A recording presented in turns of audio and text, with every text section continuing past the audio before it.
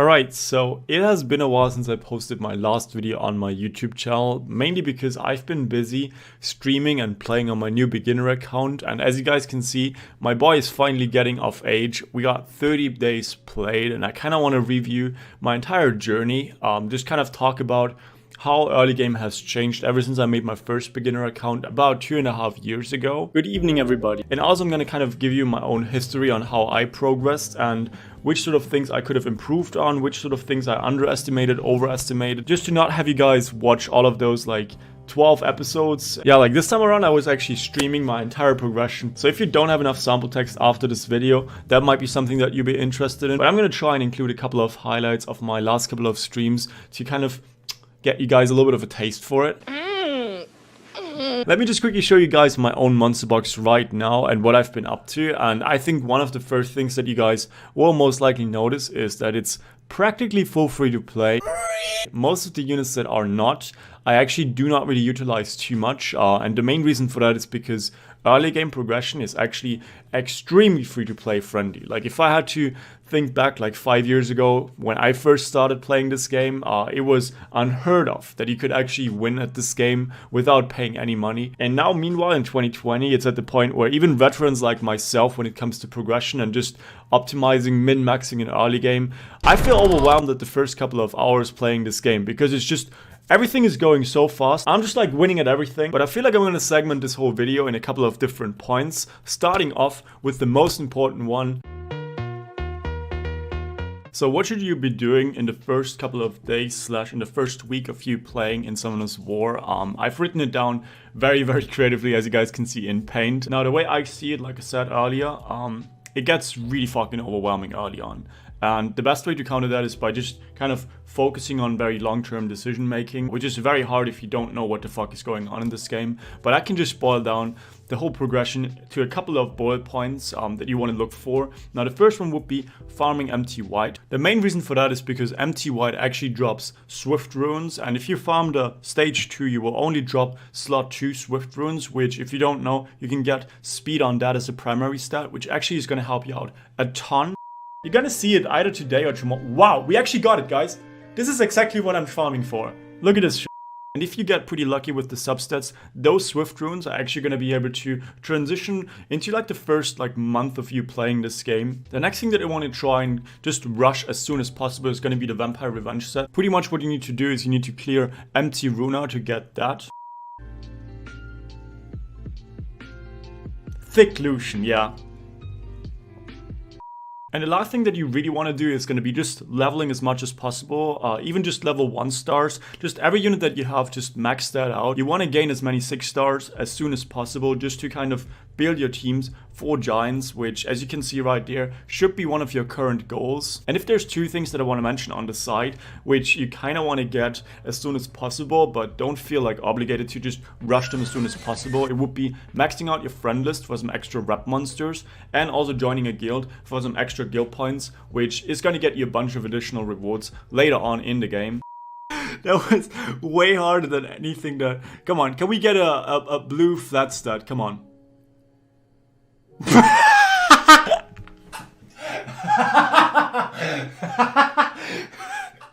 And on top of that, depending on which weekday you started playing, it really is important to look out for secret dungeons. You can get those from opening up the Kairos dungeon and just clicking on secret dungeon. They're open for an hour, and depending on which element they are, you're gonna find like various net 3s, various net 2s in those. And the funny thing is, on my endgame account, since I was streaming, I actually had a lot of people like gifting me secret dungeons, just searching for them with me, just to enable me to get like those core net 3s that are light and dark. And that ended up actually slowing me down a little bit, even though I was able to get those units. They only really start shining in the first week or two. Finishing scenario rather than using reps for secret dungeons. The reason why I'm doing this is because I need to get Lauren, and this like only one, like it's like 2 more hours until well, maybe now I could just not use my reps, whatever. I really want to have Lauren, that's the bottom line. And I'm fairly certain that like by tomorrow I have enough runes to actually get the scenarios done anyways. So that is kind of the reason why I put it over here. Now moving over from the first couple of days of you farming, leveling, and just getting your vamp revenge set, things kind of switch up a little bit. The way I see it on my own account, I actually went very fast into the secondary awakened dungeons. And the reason why I was able to clear them this fast is because I was actually lucky enough to summon a Verdaha, which right now is actually also free to play. But at least we can kill him now. Just to get a couple of energy points running, because it takes 2 hours to refresh. I'm gonna do a couple of them. It would take me like forever. But bottom line, it's a fusible Nat 4, which you can obtain pretty quickly, but not as fast as I did on my own account, which actually ended up allowing me to clear a lot of those like later stage dungeons really fast. Didn't you suggest Wordfra Lauren for this dungeon in your guide? I did. But this is a 5-day-old account, and there is no way I can get to the boss fight. Now, if I'm at the boss fight, Wordfra Lauren works pretty well. Better than this team, like way better, but I have to get there. But the way I see it is you should be going for at least one fusion out of those units, especially the Nat 4s are like really important to get very early on. And the way I see it is you have 2 options. Depending on which units you've pulled very early on, you can either go for Verdaha if you already have pretty strong wind nukers, or you can go for Arang, which is going to help you out a lot in the earlier stages of Giants. She doesn't need to be fully skilled, she still hits like a truck, and she's giving you that early game power spike. As well as later on, you can technically feed her into a Sigmaros, but make sure to like unruin her once you do that. And as you guys can see, I pretty much still have written down that you just want to level. You have this one thing that's called Angel Blessing, which is giving you triple the amount of experience if you combine it with an XP boost, which is just going to allow you to just max out your entire monster box and just get them all like buffed up. And I'd say at that point, like during the first week, that's going to be the point where you actually want to like look for secret dungeons, search for them actively. And on a note of secret dungeons, this is like my personal list of the secret dungeons that you should heavily look for. The bottom line is going to be that those are going to be open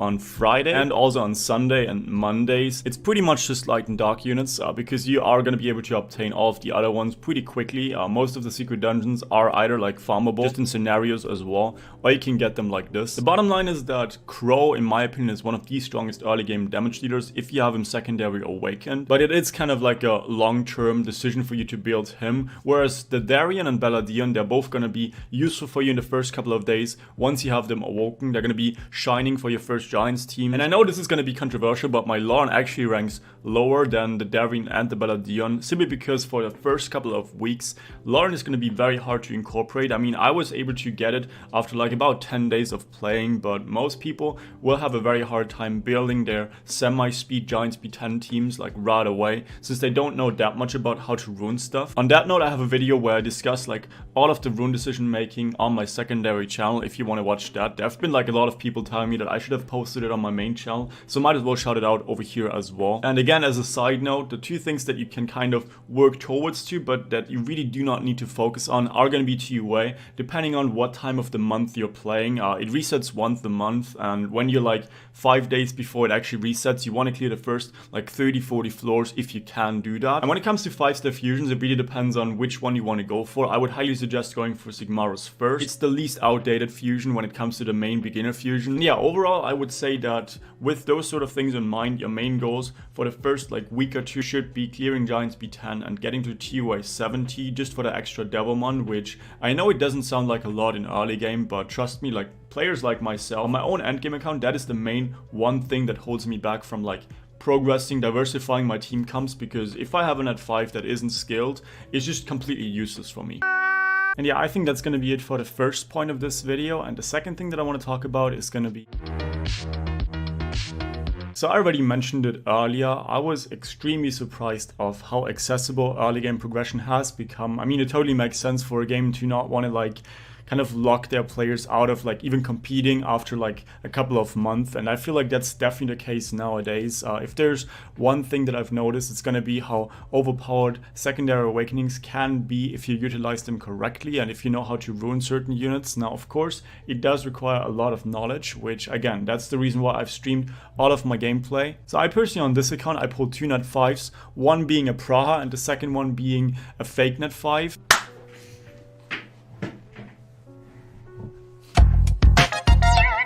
But even with people like coming into my chat and telling me that they've pulled a Varad as their first net 5, they're still gonna lack at least in a couple of aspects of this game. Like when you have a Varad, you're gonna not be able to farm, let's say, Inugamis for instance, because you're gonna lack having a Lapis as your farmer. Also, you need a lot more skill ups that you're gonna lack in your Sigmarus eventually. It just always feels like people are trying to hurry to a certain point and just completely fuck up their entire progression in the process of it. And especially when it comes to you getting a lot of 6 stars early, the game is gifting you a lot of additional rainbow ones.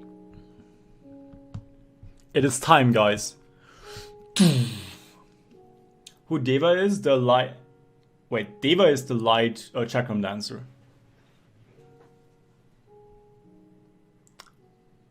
Defgun, hey man. The account is doing pretty well. We're about 10 hours, 11 hours into gameplay. We just 6-starred our first unit. I think you can get about 3 6 stars just by the stuff that the game gifts you if you just play a little bit. And if you don't use those 6 stars correctly and don't go for the right units early on, it's gonna slow down eventually. Like right now on my own account, I kind of reached a point where the game doesn't gift me too many rainbow mons and I'm just getting them from farming giants, which it does work, but let's say I didn't have a Giants B10 team, I would basically be completely fucked and just slowed down by like at least a couple of weeks until I actually have my core units built. The next thing that has changed quite a bit was just the whole crystal management, with again the game gifting you a lot of crystals right from the get-go. I think you can get about 2,000 crystals right away. So like in my earlier guides, I didn't really focus on like getting very fast teams because we really only had like 500 crystals a month to work with anyways. Early game you get like this many crystals to just buy refills, constantly be able to farm, which you definitely want to utilize that. Again, don't spend your crystals on summoning, it just really isn't worth it. And the last thing that I want to briefly mention, because a lot of people in chat have asked me my opinion about Ifrits. Now, you all know that I really do not like Veramas nowadays in 2020. I think it's one of the most outdated units,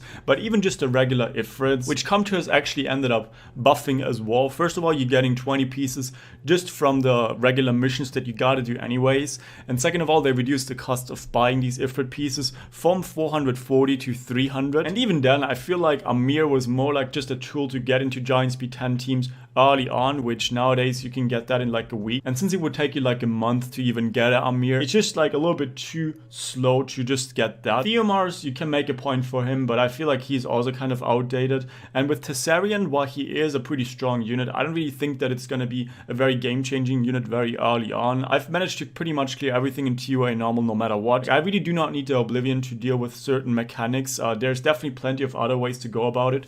And for TOA hard, I think getting to TOA hard 100 shouldn't really be like one of your top priorities. I think that's pretty much the entire like too long didn't read. People just constantly try and chase things like the Transcendent Scroll, things like TOA hard, things like TOA normal even, which really doesn't make too much sense for me personally. I mean, you do have that chance that is pretty small, by the way, of getting like a really insane upgrade for your account, but like 9.5 times out of 10, you're just gonna end up fucking yourself over. And especially early on when you do work with like very limited resources, that is like seriously the most retarded shit that you can do. And yeah, I think that's pretty much going to be it for today's account review. 30-day-old account. As you guys can see, I have plenty of units. I'm doing really well, actually. I've been farming Giants B10 for like the last 2.5 weeks-ish, just non-stop, trying to get my core runes settled in, and I feel like I'm almost there. I'm going to be slowing down my streams by a little bit, simply because I do also want to record YouTube videos, and if I stream for like 8 hours every single day, that's going to be an issue. But again, I want to shout out my secondary YouTube channel. It's called Sample Streams, and you guys have been just going crazy on the like bar, going crazy on actually subscribing and following me there, to the point where like if I upload a video on there, I'm pretty much getting half of the views that I would get on my main channel, which I don't really know what that means about my community on here. Now, I love you guys as well. And I think I want to end up today's video with a little bit of a thank you. Again, like I said, I did mostly focus on streaming, and it turns out that it definitely worked out for me in the end. I currently am in the process of applying for the Twitch partner, which is just crazy after like 2 months being able to have 75 average viewers. And I owe that to you guys. I mean, of course, I do spend that time streaming myself, but there have been so many people just tuning in no matter what, just trying to help me out, just trying to stay positive. When they go AFK, still leaving my stream open for as long as possible. It seriously makes me feel very optimistic about the future of like my own YouTube channels. I'm not gonna only focus on like working with other people. I'm also gonna kind of still go back to creating content myself as well. Feels good, man. That's all I'm gonna say, okay? More uploads to come. Thanks so much for the support. I really freaking love all of you. and see you guys in my next video. Bye!